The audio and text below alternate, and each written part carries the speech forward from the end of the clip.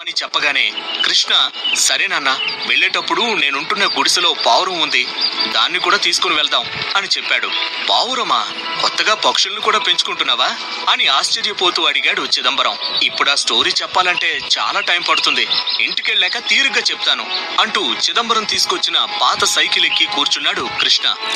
గుడిసెకు వెళ్ళగానే పావురం హాయి చెబుతున్నట్టుగా రెక్కలాడిస్తూ కృష్ణ వైపు చూసింది. వెంటనే పావురాన్ని తీసుకుని అక్కడి నుంచి బయలుదేరాడు. మౌంటైన్ కి ఇంకోవైపు చాలా దూరంగా ఉన్న ఊరిలో కొంతమంది చిన్న చిన్న గుడిసెలు వేసుకుని నివసిస్తున్నారు. అందులోని ఒక గుడిసెలో చిదంబరం ఉంటున్నాడు. చిదంబరం కిర్రు కిర్రుమని సైకిల్ తొక్కుతూ ఉంటే వెనక కృష్ణ పంజరం పట్టుకుని కూర్చున్నాడు. కొంత దూరం వెళ్లేసరికి టైర్ పంచర్ అయింది. ఇంకా దగ్గరలో బాగు చేసే వాళ్ళు కూడా ఎవరూ కనిపించకపోవడంతో ఆల్మోస్ట్ 2 గంటలు కాళ్ళరిగేలా నడిచిన తరువాత చిదంబరం ఉంటున్న గుడిసె వచ్చింది. ఆ గుడిసె బయటి గోడలపై పెయింట్ అంతా పోయి